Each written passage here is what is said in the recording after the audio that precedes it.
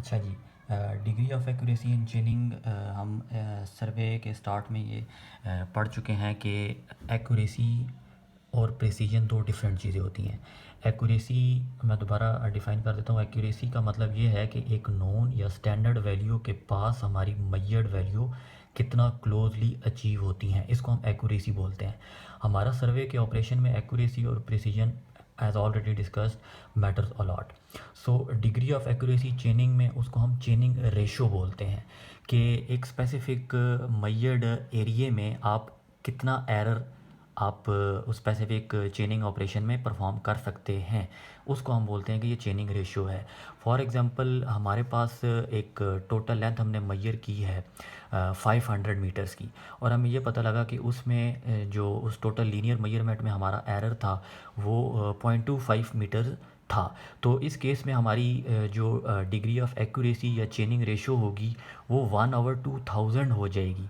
इस 1/2000 का मतलब ये है कि अगर आप 2000 मीटर्स का यूनिट्स, अगर आप मीटर्स में चल रहे हैं तो इसका ये मतलब हो जाएगा कि अगर आप 2000 मीटर्स की लीनियर मेजरमेंट करते हैं तो उसमें जो आपको एक्यूरेसी या जो हमें चेनिंग रेशो अलाउड होगी वो 1 मीटर अलाउ होगी।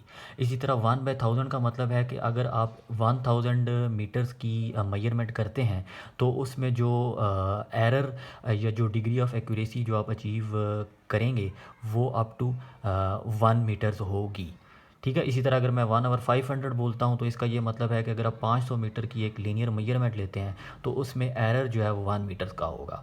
तो इसको हम बोलते हैं ये हमारी degree of accuracy in chaining कहलाएगी। इसके अलावा ये रेफरेंस मैंने उठाया है हमारी जो कोर्स की सर्वे बुक, सर्विंग और लेवलिंग की रेफरेंस बुक है वहाँ से।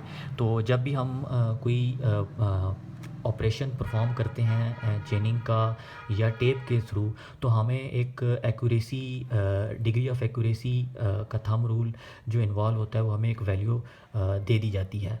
मिसाल के तौर पे ये आपके पहले सामने नज़र आ रहा है कि अगर आप स्टील बैंड को यूज़ करके मेजरमेंट कर रहे हैं तो उसके साथ जो परमिसिबल एरर है 1/2000 होगा। इसका मतलब ये है कि अगर आप 2000 मीटर की एक लाइन मेजर करते हैं तो उसमें 1 मीटर तक का एरर आपको अलाउड है। ठीक है। इसी तरह अगर आप अपनी एक चेन को यूज़ करके मेजरमेंट कर रहे हैं तो वो 1/1000 होगी, कि अगर आप उस चेन को यूज़ करके 1000 मीटर्स की एक लाइन मेजर करते हैं तो उसमें परमिसिबल जो एरर की लिमिट है वो 1 मीटर्स होगी। और इसी तरह आप अगर नॉर्मल कंडीशन पे करते हैं तो 1/500 हो जाएगी। और अगर आप रफ़ ग्राउंड पे चेनिंग परफॉर्म कर रहे हैं तो वो 1/250 हो जाएगी, कि आप अगर 250 मीटर की एक लाइन मेजर करते हैं तो उसमें जो एरर की लिमिट हमें दी गई है वो 1 मीटर होगी। ठीक है। अच्छा जी। अब चेनिंग हमारे पास दो तरह की हम कर सकते हैं। एक तो हमारे पास लेवल ग्राउंड होगा और दूसरा हमारे पास स्लोपिंग ग्राउंड होगा। तो चेनिंग ऑन लेवल ग्राउंड सबसे पहले हम देख लेते हैं कि इसको हम परफॉर्म कैसे करते हैं। तो जब भी हमारे पास लेवल ग्राउंड होगा और उसके ऊपर हमने चेनिंग करनी है तो उसमें एक हमारे पास जो इंस्ट्रूमेंट्स होंगे उनमें हमारे पास 10 एरोज़ होंगे। इसके बाद हमारे पास पैग्स या रेंजिंग रॉड्स होंगे, और इसके साथ हम क्या करेंगे, जो चेन हम यूज़ करेंगे वो हम उठा लेंगे। ठीक है जी। इसमें जो बंदे होंगे, दो बंदे होंगे, एक होगा फॉलोअर, एक होगा लीडर। ये पहले भी हम डिस्कस कर चुके हैं। तो जिस भी चेन लाइन पे हमने क्या कहते हैं चेनिंग करनी होगी उसके एंड पे दो रेंजिंग रॉड्स हम फिक्स कर देंगे। पहला स्टेप, दो रेंजिंग रॉड फिक्स करने के बाद हम उस लाइन की, जिस लाइन की हम चेनिंग करने जा रहे हैं, तो हमारा जो लीडर होगा वो 10 एरोज़ उठाएगा और अपने साथ एक रेंजिंग रॉड उठाएगा और फॉरवर्ड डायरेक्शन में मूवमेंट शुरू कर देगा। और जो हमारा फॉलोअर होगा वो हमारा इनिशिएटिंग यानी कि स्टार्टिंग पॉइंट पर ही खड़ा रहेगा। जब वो चेन फुली एक्सटेंड हो जाएगी तो लीडर क्या करेगा कि रेंजिंग रॉड जो उसके पास होगा उसको इरेक्ट करेगा, और उस रेंजिंग रॉड को यूज़ करके वो फॉलोअर की डायरेक्शन में मतलब अपने आप को डायरेक्ट कर लेगा। फॉलोअर इधर से क्या करेगा, रेंजर वो जो हमारा लीडर होगा उसको गाइड करेगा कि वो लेफ़्ट या राइट मूवमेंट करे, और ख़ुद को फॉलोअर वाले जो रेंजिंग रॉड होगा उसके साथ अलाइन करे। ठीक है जी। अभी हम चेनिंग से पहले रेंजिंग कर रहे हैं, वो जो डिफरेंट दो पॉइंट्स थे उनको अलाइन कर रहे हैं चेन लाइन के ऊपर। जब ये दोनों रॉड्स अलाइन हो जाएंगे तो अब जो फॉलोअर होगा वो जो उसके पास स्टार्टिंग एंड ऑफ चेन होगा वो उसको ग्राउंड पे स्टार्टिंग पॉइंट पर रख देगा, और लीडर उधर से जो उसके पास दूसरा पॉइंट होगा उसको वो फुली स्ट्रेच करेगा, ऊपर नीचे मूव करेगा, और जब वो बिल्कुल स्ट्रेट हो जाएगी चेन तो उसको वो उस पॉइंट पे चेन लाइन के ऊपर रख देगा। इसके बाद लीडर क्या करेगा, एक एरो निकालेगा और उस पॉइंट के ऊपर वो एरो इंसर्ट कर देगा। इसी तरह उसके बाद लीडर क्या करेगा, उस चेन को ड्रैग करता हुआ फॉरवर्ड मूव करेगा, और जो फॉलोअर होगा वो अपने पॉइंट से उठ के उस एरो वाले पॉइंट पर आ जाएगा। अगेन जब वो चेन फुली स्ट्रेच हो जाएगी उसको दोबारा रेंज किया जाएगा। रेंज करने के बाद चेन को स्ट्रेच करके उस पॉइंट पे चेन रख दी जाएगी। चेन जब उसको रखेंगे अगेन जो हमारा लीडर होगा वो एक एरो निकालेगा और उस एरो को उस ग्राउंड के ऊपर इंसर्ट कर देगा, और फिर हमारा लीडर उस चेन को उठा के ड्रैग करता हुआ आगे मूव कर जाएगा। अगेन फॉलोअर उस सेकंड एरो पर आ जाएगा, और इसी फॉर्मेशन को रिपीट करते जाएंगे जब तक कि वो 10 के 10 एरोज़ उस चेन लाइन के ऊपर ग्राउंड के ऊपर मार्क नहीं हो जाते। जब वो 10 के 10 एरोज़ उस चेन लाइन के ऊपर मार्क हो जाएंगे उसके बाद जो सर्वेयर होगा वो करेगा क्या कि जितनी भी चेन लेंथ्स उन डिफरेंट एरोज़ के बीच में आई होंगी वो मेजर कर लेगा।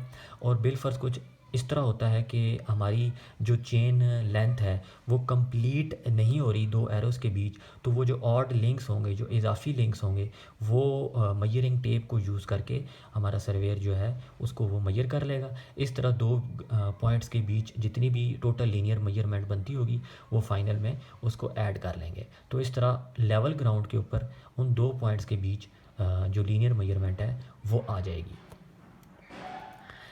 अच्छा जी, ये तो था हमारे पास चेनिंग अगर हम लेवल ग्राउंड के ऊपर करते हैं। अब मिसाल के तौर पे सिचुएशन कुछ इस तरह की आती है कि हमारे पास जो हमारा ग्राउंड है वो लेवल नहीं है, बल्कि उसमें कुछ स्लोपिंग इन्वॉल्व है, कुछ एंगल इन्वॉल्व है, जिसकी वजह से वो ग्राउंड ऊपर अपवर्ड्स या डाउनवर्ड्स की जानिब उठा हुआ है या झुका हुआ है। तो इस केस में हम डिफरेंट पॉइंट्स के बीच हॉरिजेंटल डिस्टेंस जब निकालना हो तो उसके लिए हम दो डिफरेंट मेथड्स अडॉप्ट करते हैं। एक होता है हमारे पास डायरेक्ट मेथड, और दूसरा हमारे पास होता है जी इनडायरेक्ट मेथड। अब ये हमारे पास जो डायरेक्ट मेथड होता है इसको हम स्टेपिंग मेथड भी बोलते हैं। ये हम उस मौके पे यूज़ करते हैं जब हमारी जो स्लोप है वो बहुत ज़्यादा लॉन्ग ना हो और बहुत ज़्यादा जेंटल भी ना हो। ये तब हम यूज़ करते हैं जब स्लोप हमारी स्टीप हो और उसकी जो स्लोप की लेंथ है वो कम हो। तो उस केस में हम ये डायरेक्ट मेथड या स्टेपिंग मेथड हम इन्वॉल्व उसमें करते हैं। अब इस डायरेक्ट मेथड या स्टेपिंग मेथड में होता क्या है, या इसमें होता क्या है कि लेट्स सपोज ये मेरा एक पॉइंट बी है और ये मेरा पॉइंट ए है। ये मेरा जहाँ से स्लोपिंग ग्राउंड स्टार्ट हो रहा है ये वो पॉइंट है, और ये दूसरा पॉइंट है जहाँ पे मेरा स्लोपिंग पॉइंट एंडिंग वाला पॉइंट है स्लोपिंग ग्राउंड के ऊपर। इन दोनों के बीच मैं अपना लीनियर डिस्टेंस मेजर करना चाहता हूँ। तो इसमें मैं करता क्या हूँ कि इस ए और बी के बीच मैं दो और इजाफी पॉइंट्स लगा लेता हूँ ताकि इस पूरी लेंथ को मैं पार्ट्स में डिवाइड कर लूँ। ठीक है जी। जब मेरे पास ये पूरी लाइन पार्ट्स में डिवाइड हो जाएगी तो मैं करता क्या हूँ कि पॉइंट ए से मैं स्टार्ट करता हूँ, और ये जो मैंने P2 मार्क किया हुआ था यहाँ पे मैं एक रेंजिंग रॉड रखता हूँ। ठीक है। पॉइंट ए से पॉइंट P2 तक वो मैं जो हमारी स्टील टेप होगी उसको ओपन करता हूँ, और ये जो मेरा लीनियर डिस्टेंस बनता है ए से P1 तक ये मैं मेजर कर लूँगा। ठीक हो गया। उसके बाद मैं करता क्यों हूँ कि P1 से P2 ये पॉइंट मेरा बिल्कुल परपेंडिकुलर होना चाहिए। ठीक है, जब ये परपेंडिकुलर हो जाएगा तो मैं P2 से P3 तक का जो डिस्टेंस होगा वो मैं मेजर कर लूँगा, और मैंने कोशिश ये करनी है कि मेरा P3 और P4 ये बिल्कुल परपेंडिकुलर हों। ठीक है जी, अब मेरे पास ए से P1 तक का भी लीनियर डिस्टेंस मेजर कर लिया। फिर मैंने जो P2 पहले से मार्क किया हुआ था, P2 से P3 तक का डिस्टेंस भी मैंने मेजर कर लिया। ठीक हो गया जी। फिर मेरे पास फाइनल डिस्टेंस रह गया P4 से P5 तक, ये वाला डिस्टेंस भी मैंने मेजर कर लिया। और मैंने ये चीज़ देखी कि मेरा जो P5 से B तक का ये जो पॉइंट होगा ये बिल्कुल लीनियर होना चाहिए, ताकि एरर में जो मेरे हॉरिजेंटल मेजरमेंट मैं लेने जाऊंगा उसमें किसी किस्म का कोई एरर ना हो। ठीक होगी जी। अब मेरे पास A से P1 तक का भी डिस्टेंस आ गया, P2 से P3 तक का भी डिस्टेंस आ गया, फिर P4 से P5 तक का भी डिस्टेंस आ जाएगा। अब इन तीनों डिस्टेंसेस को जब मैं ऐड करूँगा तो मेरे पास A से B तक का टोटल हॉरिजॉन्टल डिस्टेंस आ जाएगा। ठीक हो गया जी। अब हम चलते हैं आगे। ये तो था मेरा डायरेक्ट मेथड। अब मैं देखता हूँ कि इनडायरेक्ट मेथड में हम स्लोप के ऊपर डिफरेंट पॉइंट्स के बीच लीनियर मेजरमेंट्स किस तरह लेते हैं। डायरेक्ट मेथड में तो मैंने बताया था कि स्लोप जब स्मॉल हो और जो स्टीप हो स्लोप, तब हम यूज़ कर सकते हैं। लेकिन अगर हमारे पास स्लोप हो जाए लॉन्ग और जेंटल, तो उस केस में जो स्टेपिंग मेथड है वो प्रेफर नहीं किया जाता। तो उसके जो अल्टरनेटिव तीन डिफरेंट इनडायरेक्ट मेथड्स हैं वो हम अडॉप्ट करते हैं।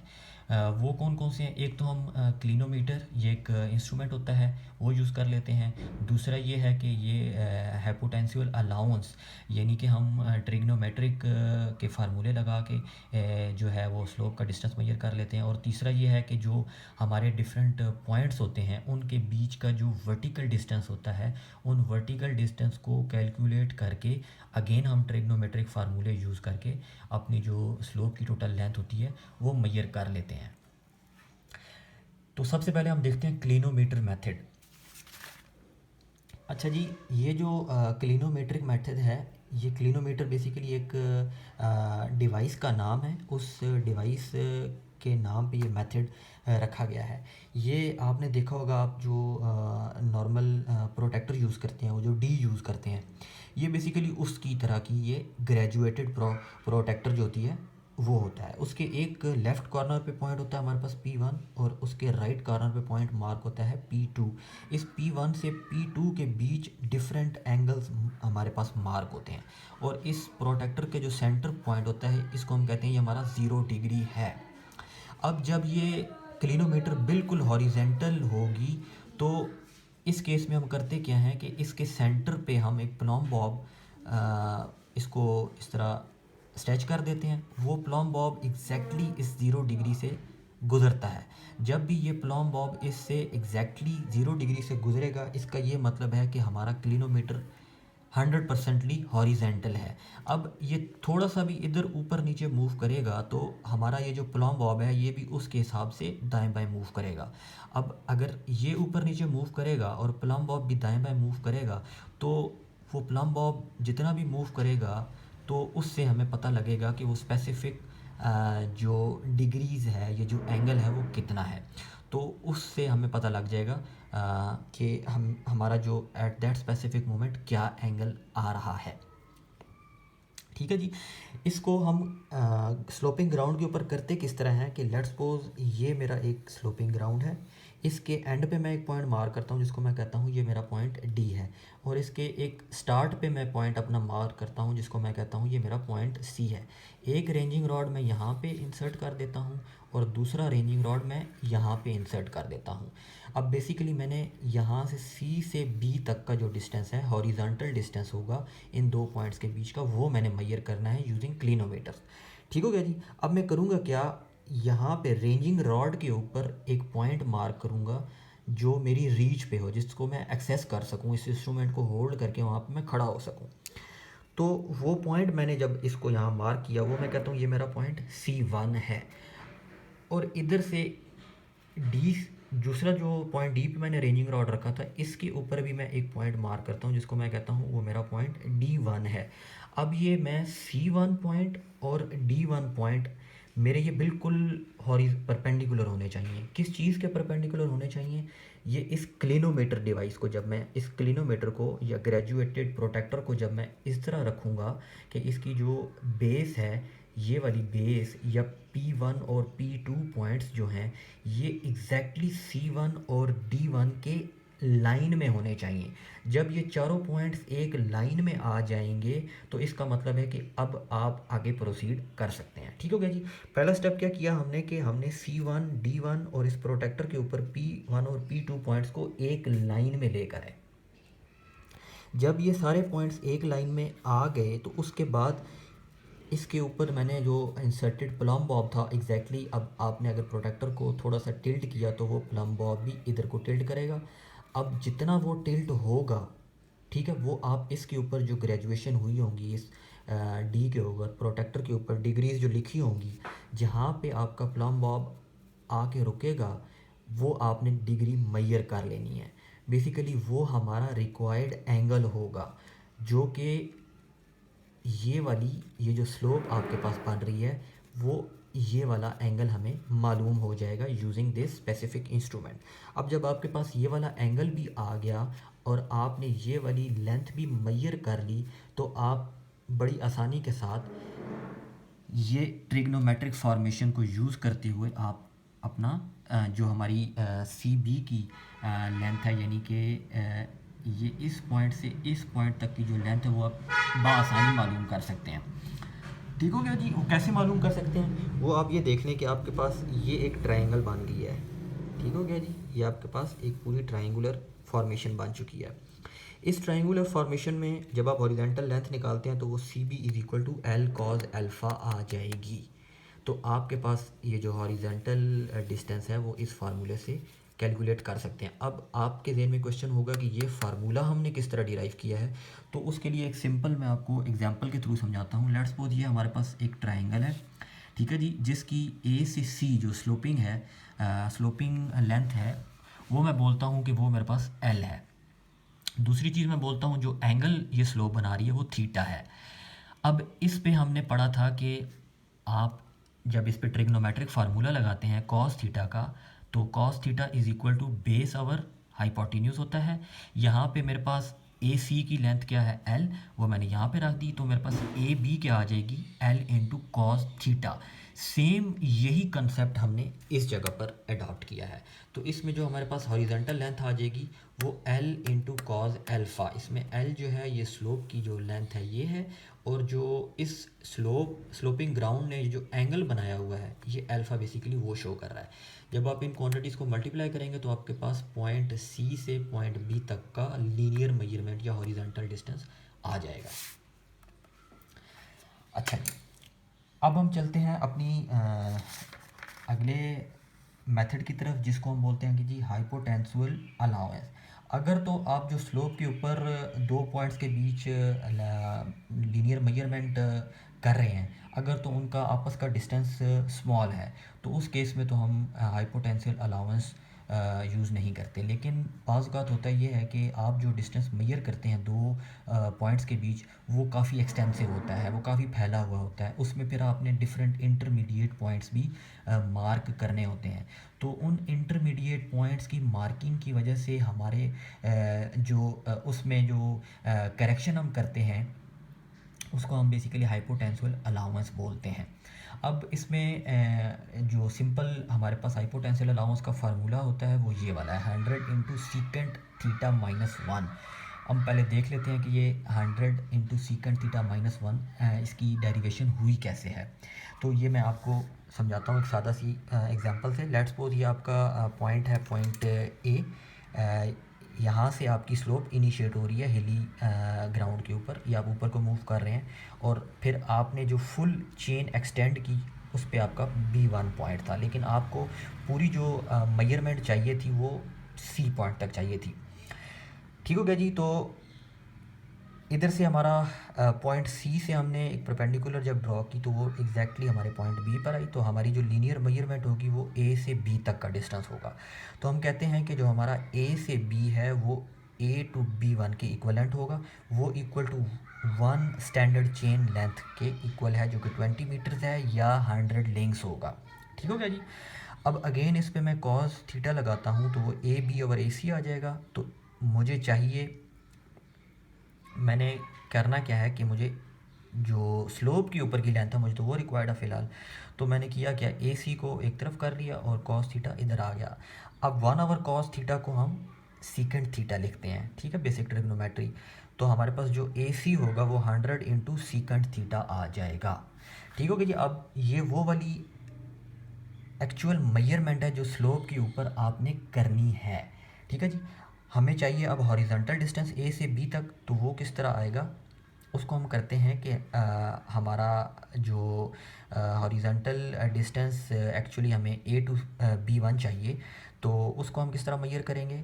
लेट्स सपोज हमारे पास इतना आपको अगर मालूम हो, ये आपने निकालना हो, तो बी वन सी वन कैसे आएगा, ए सी माइनस ए बी वन। तो आपके पास ये हाइपोटेंसुअल अलाउंस कैलकुलेट आप कर सकते हैं in case of extensive sloping points जिनके बीच का डिस्टेंस बहुत ज़्यादा हो। तो आप अगर ये देखें ए सी माइनस ए बी वन, तो ए सी आप ऊपर कैलकुलेट कर चुके हैं। इसी तरह ए बी वन हमें पता है ये हमारी equal to 1 standard chain length, जो कि ऊपर आपने गिवन है 100 लिंक्स के इक्वलेंट है, वो होती है। तो 100 आप कॉमन ले लेंगे, तो आपके पास जो हाइपोटेंसुअल अलाउंस का फैक्टर आएगा वो 100 इंटू सीकेंट थीटा माइनस 1 होगा। ठीक है। जब भी आपको हाइपोटेंशियल अलाउंस कैलकुलेट करने का कहा जाएगा तो आपने सिंपल ये वाला फार्मूला यूज़ करना है, 100 इंटू सीकेंट थीटा माइनस 1।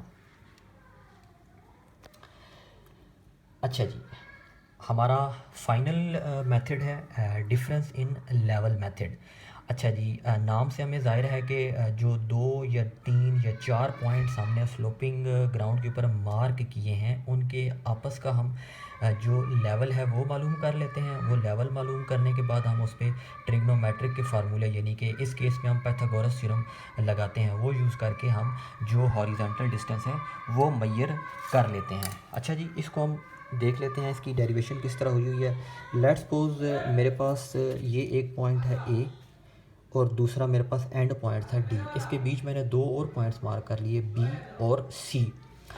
अब मैंने किया क्या, ये इस पॉइंट, अब इसका लेवल मालूम करने के लिए हम कोई भी लेवलिंग इंस्ट्रूमेंट यूज़ कर सकते हैं। ठीक है, ऑटो लेवल यूज़ कर लें या कोई और भी लेवलिंग का इंस्ट्रूमेंट है तो वो आप यूज़ कर सकते हैं। यहाँ पे मैंने इंस्ट्रूमेंट रखा, इस इंस्ट्रूमेंट को यूज़ करके इन 2 पॉइंट्स के बीच का ये जो वर्टिकल डिस्टेंस है वो मैंने मालूम कर लिया।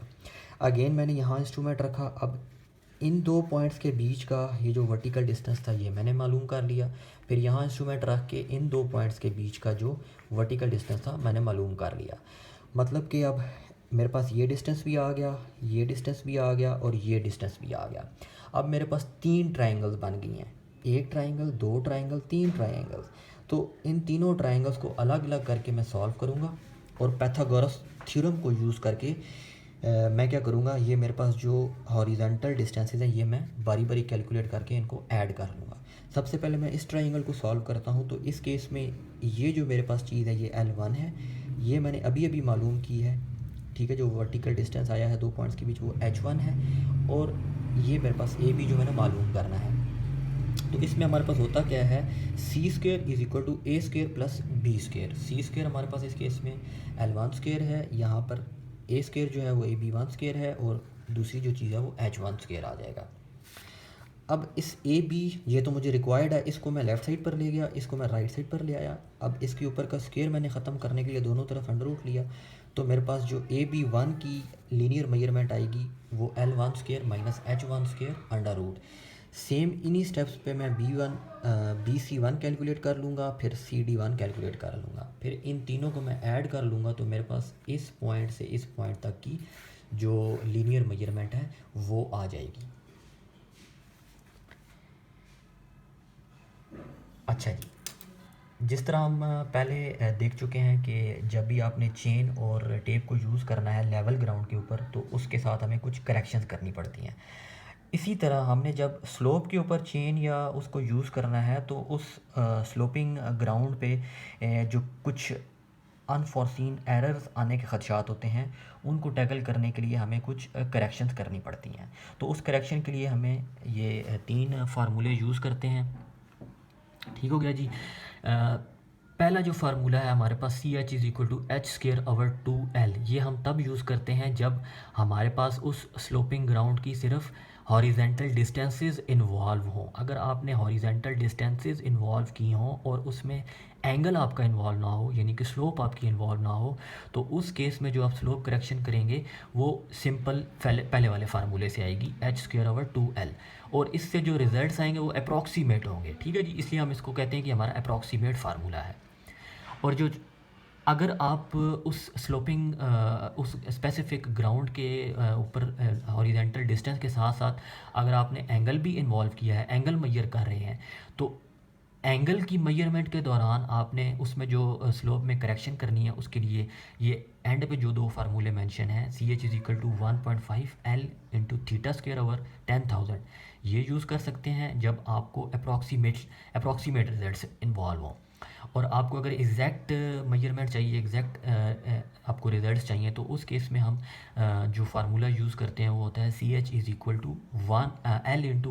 - cos θ। ठीक है जी, एल हो गया हमारे पास वो जो हॉरिजेंटल डिस्टेंस होगा जो हमने मैयर किया है स्लोपिंग ग्राउंड के ऊपर पॉइंट्स के बीच, और थीटा होगा वो स्लोपिंग एंगल। तो इसमें वैल्यूज़ इंसर्ट करेंगे, तो ये जो सी एच की वैल्यू आएगी, ये वैल्यू अब आपने जो मैयर्ड वैल्यू होगी उससे सब्ट्रैक्ट कर लेनी है। तो जब आप ये स्लोपिंग करेक्शन वैल्यू सब्ट्रैक्ट करेंगे ओरिजिनल वैल्यू से, तो जो आंसर आएगा वो बेसिकली आपका फाइनल मैयरमेंट होगी 2 या डिफरेंट पॉइंट्स के बीच।